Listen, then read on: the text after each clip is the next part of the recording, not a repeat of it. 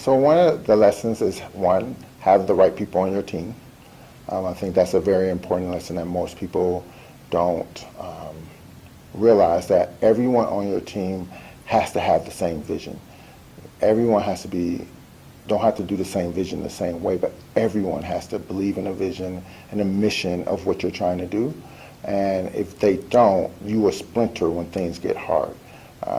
People are pulled in the wrong direction. And so really having that aligned, really making sure that people that joins your team is going to be aligned with that mission. And for us, it's not just helping the cybersecurity industry, is really breaking people out of poverty. And so those were two different aspects. And so when I brought my team on, there was people who was doing this, and I'm like, this is the core. So just really having the right people. Know your users. Make sure that your user group that's going to have the buy-in. And so it's the people that you're trying to help and the people who will buy your product, because nine out of 10 times, those are two different groups. So you need to be able to make sure that you create something that's going to be sustainable, that your users are going to always use, but also that is going to meet the standards that the people that's going to buy the product needs as well. So the way you do that is, one, through interviews. I think interviews is the best way, because you can go around and you can find out what they're looking for. And from that, you can see how you can create your product. In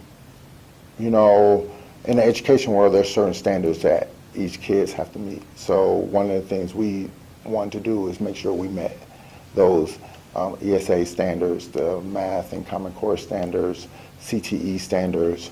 But we did that by interviewing people, saying, okay, school districts, what are you looking for? Okay, kids, what are you looking for? A fun way to learn this boring, really boring, actually, topic, but a fun way to learn it. And for employers, what would it take for you to hire these people? What skills do they need in order for them when they're coming out of high school?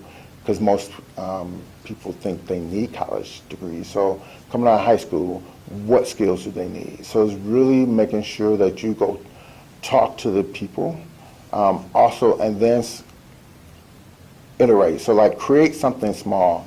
Don't spend millions of dollars or thousands of dollars trying to create this product without having people see it really early in the process. So that way you can pivot or reiterate or changes or anything that you need to do. So I always say, get it in front of people as soon as you can. Because then they will tell you if you have a good product or not. So the best people to figure out what you're trying to do it's going to be your users. Your users, when they see something, they're going to tell you what's great about it, but they're also going to tell you what they don't like about it as well. Be humble, because this is your baby, and you love it, and you think it's the greatest thing ever. And if you're not humble, you won't be able to take the feedback, especially the critical feedback that may not feel good, but it's really necessary for your product to move forward. And so without that humility, you end up spending a bunch of money or creating something that no one wants to use.